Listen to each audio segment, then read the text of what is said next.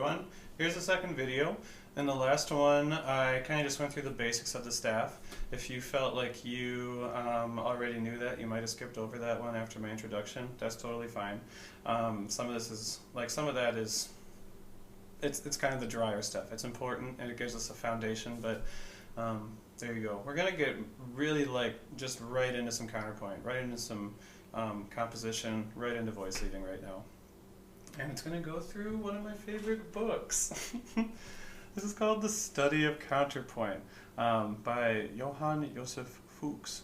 And it's been the basis of a lot of classes for literally several hundred years. And what I love about this book is that it's written as a dialogue between a teacher and his student, and it just reads so funny. Like a student comes to a teacher and is just like, teach me music. And that's not really an exaggeration. Let's read this together, everyone.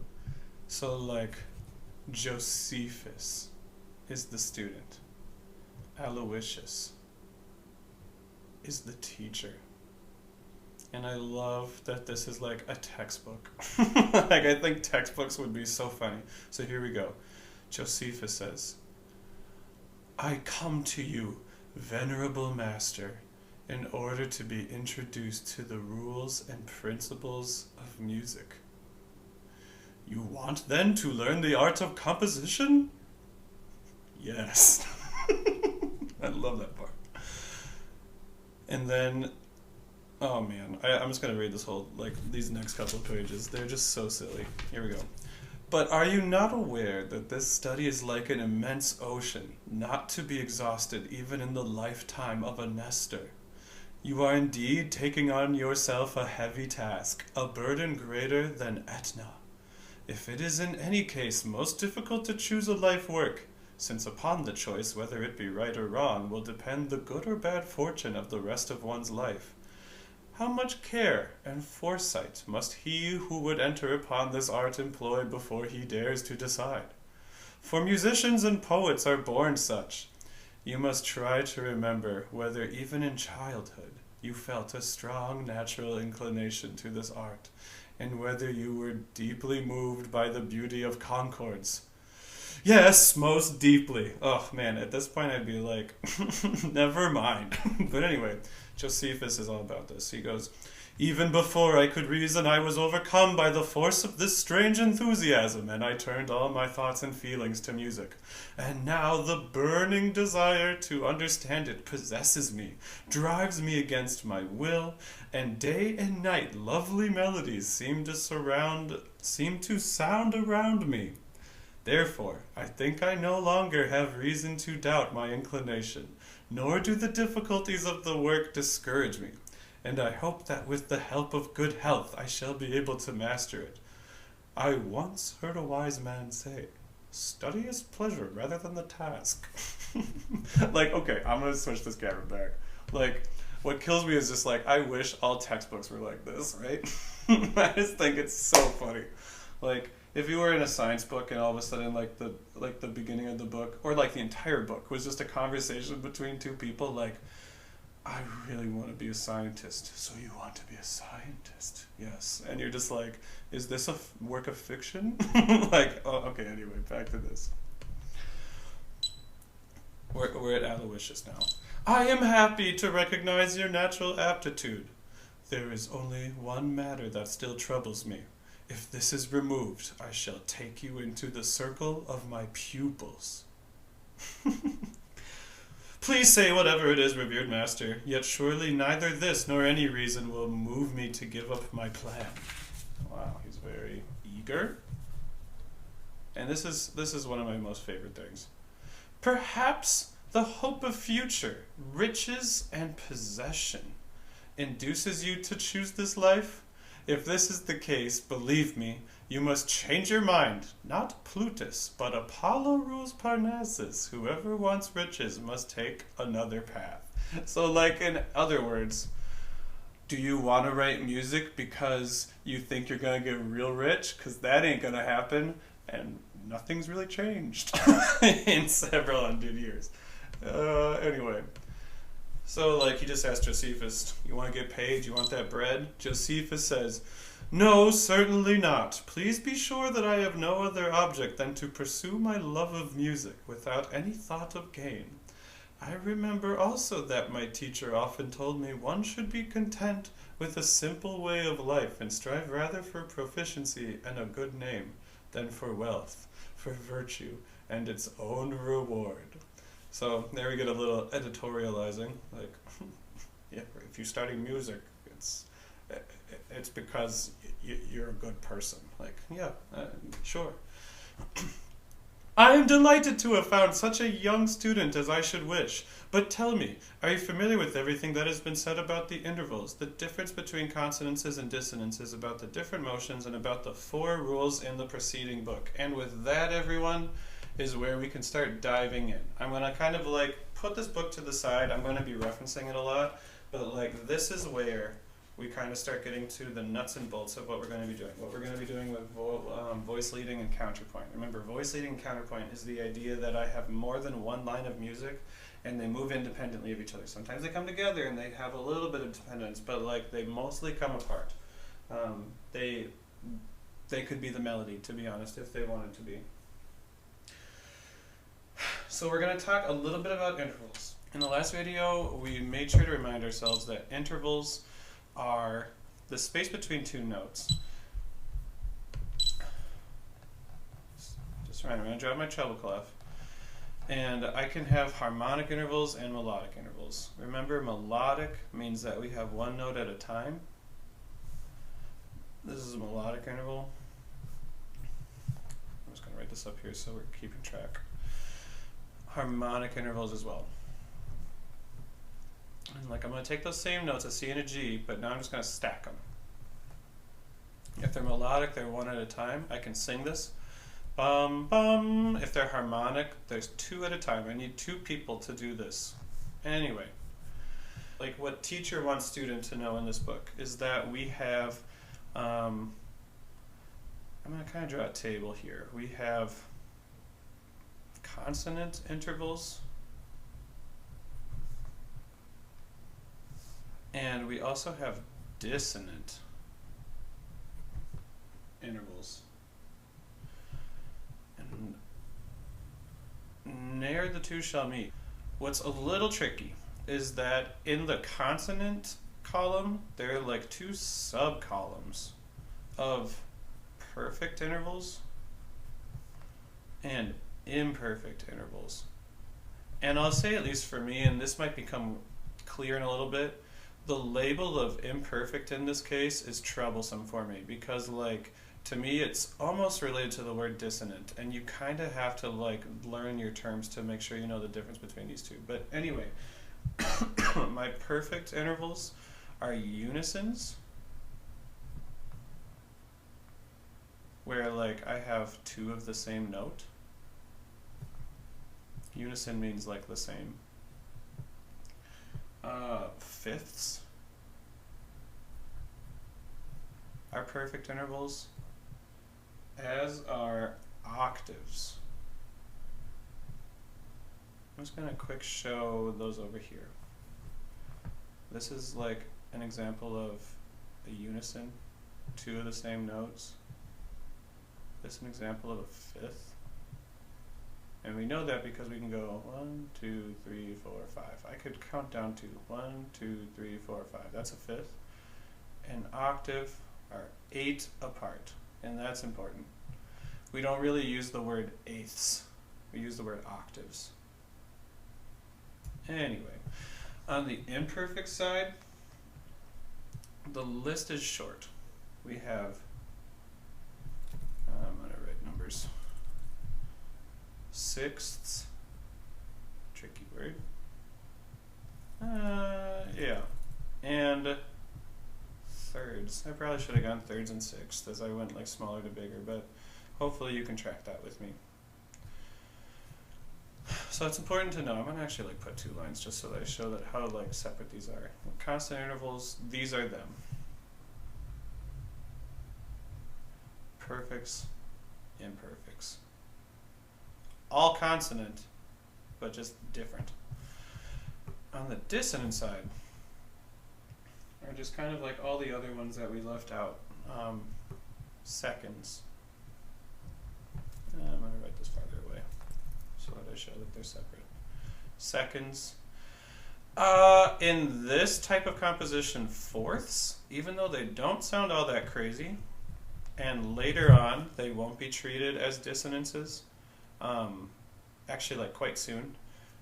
Right away though, in the first kind of counterpoint we're doing, they are going to be treated as dissonances. Something known as a diminished fifth. He separates these, and I don't really like see the point. The tritone also is. I know why he separates them, but they sound the same. Don't worry about that for right now. What a diminished fifth though, like I'll show you on the keyboard. Here's a fifth right here. Turn my volume up. That's a fifth. If I go down a half step, now I have a diminished fifth. And we can hear the dissonance there. That's not the most pleasant interval we've ever heard. Anyway. What else we got? Sevenths. Move that down. Sevenths is what I just wrote. Like, keep this in mind. This is an important table. I'm gonna like circle this. This is important. And this is the beginning of everything. And really, like, a lot of these rules, in quotes, exist today. Like, if you listen to any song on Spotify, on the radio, whatever, these are abided by more or less. They might not be treated as like the Bible like they once were, but like a second, like, it doesn't sound as clear as a third. Definitely doesn't sound as clear as a unison fifth or an octave. So like, these are important. This is like a parameter we can put on ourselves. Now we're going to start talking about how we can move. When I have two voices together, how do I move? Well, there's three ways. Three different ways I can move. And I'm going to write two sets of two different notes. In the book, they call this type parallel, or sorry, they call it direct. I call it parallel, and I kind of like the word parallel because it's just like I don't know. It's a word that I use in my other day-to-day life, and it makes sense to me. And what that means is that, like, I can have both of my voices, both of my notes, move in the same direction. Hopefully you can all identify that what I just wrote are thirds. Here's like my 1, 2, 3, and they always move apart. Notice how like the space between those notes never changes. But also notice, like, if you're looking at the top note, it moves up. Bottom note moves up. Moves up, moves up. I guess, like, kind of going back on what I said, this is an instance of parallel motion. Like, this is a third, this is a third, this is a third, and they move up and down in the same interval the entire time. So, like, what I just wrote was an example of parallel motion. It is also direct motion. I should keep in mind, and I'm going to see if I can do this without, like, I don't know, doing something dumb.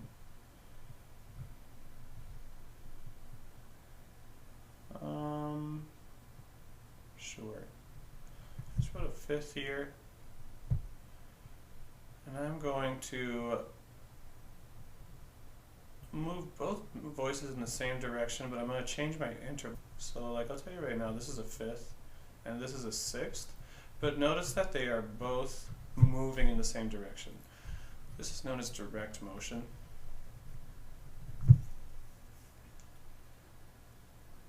So, like, I'm going to kind of go back on what I said, because, like, Mr. Author, Mr. Teacher talks about, like, he doesn't really ever mention this motion, but at the same time, he talks about it later in the book, and so he says there are three.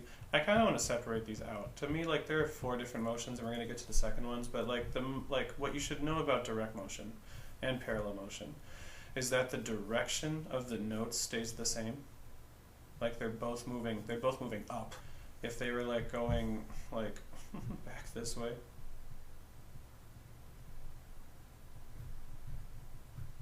like that's going down. Our third kind of motion is contrary motion. Let's see what we can do. I'll write a fifth again.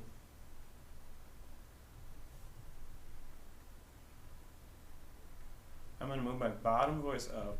I'm going to move my top voice down.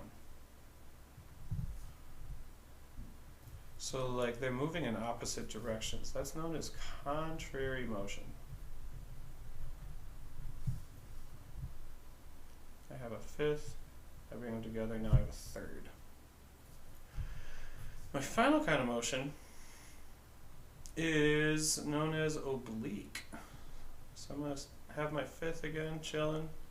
I'm going to keep my bottom voice in the exact same place. But I'm going to move this guy up. This one stays the same.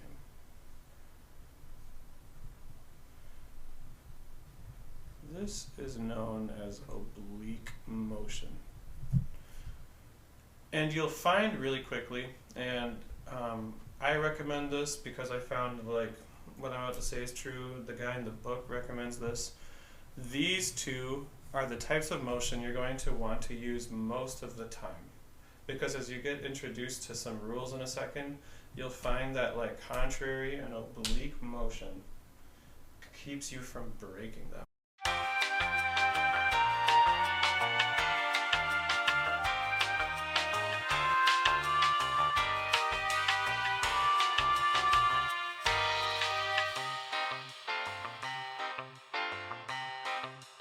Let's talk about those rules really quick. My first rule is from one perfect consonance to another perfect consonance, you have to move in contrary or oblique motion. So what does that mean? Well, let's try it out. We just said from one perfect consonance to another perfect consonance. At first I have to remember what my perfect consonances are. Unison, fifths, and octaves. Those are my perfect consonances. Let's pick a perfect consonance. Let's start the octave, how about?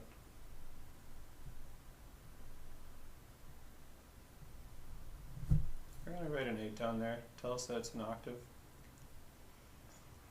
And it says if I go to another perfect consonance, I must proceed in contrary or oblique motion.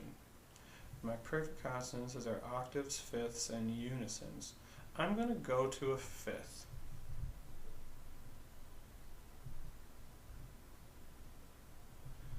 And I just used oblique motion.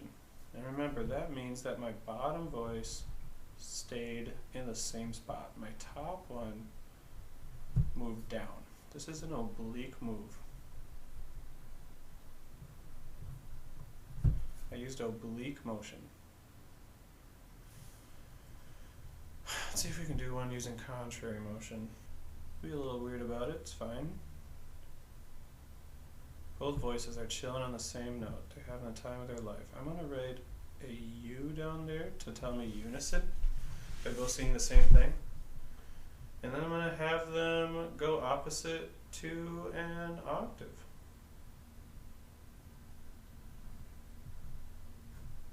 They're both moving in opposite directions. Contrary motion. So that's our first rule.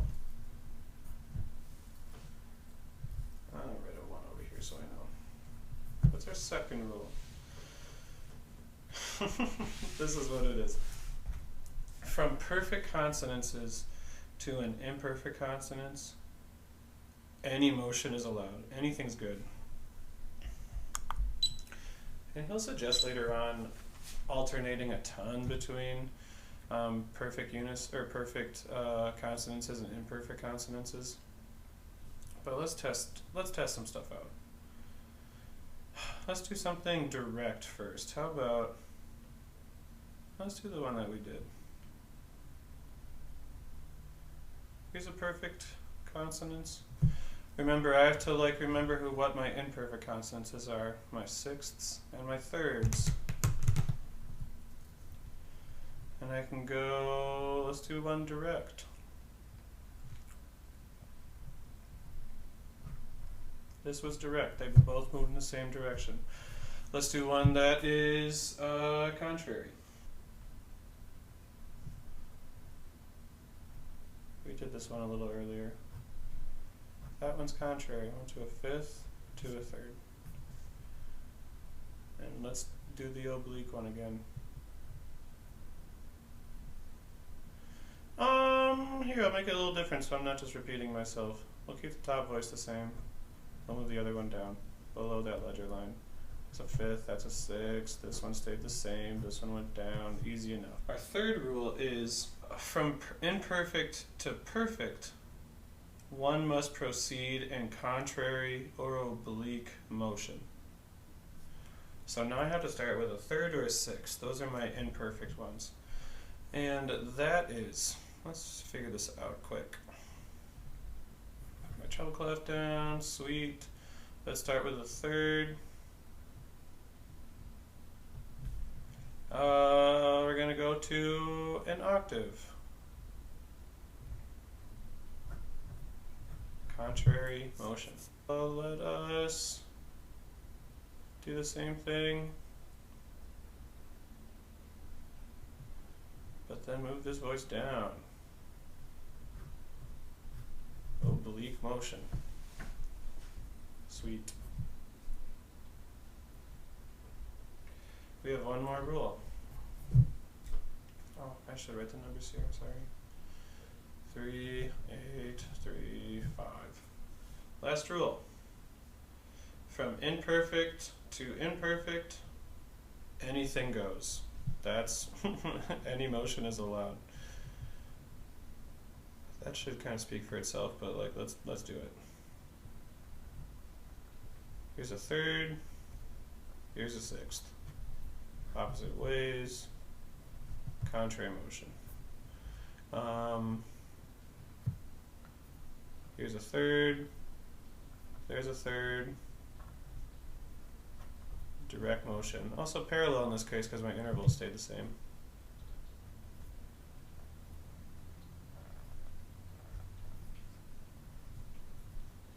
Bottom voice stayed the same, the other one went up. That's an oblique move. So those are our 4 rules to get us started. To get us started on doing some counterpoint. Once he introduces all of these rules or whatever, he says the funniest thing. So they just went through those rules like I just showed you. And then Aloysius said, "Let us settle down to work then and make a beginning in the name of Almighty God, the fountain of all wisdom." Which, like, what a heck of a way to start music class. Love it. It's so funny. This video's been going on for 26 minutes. And I think that that's a good place to stop. Like, I mean, if we were in class right now, I'd probably give out some worksheets to just double check our knowledge of intervals, double check our knowledge of motion, just to make sure we're labeling things correctly, labeling them, but then also recreating them as well. So I think that's where I'm going to end this, everyone. And just remember, like, we're going to get going in, like, why do these rules exist?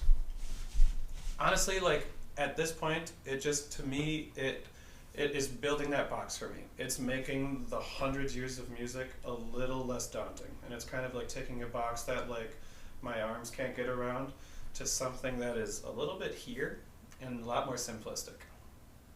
So, anyway, do with this what you will. Hope you're all staying well, friends. Enjoy.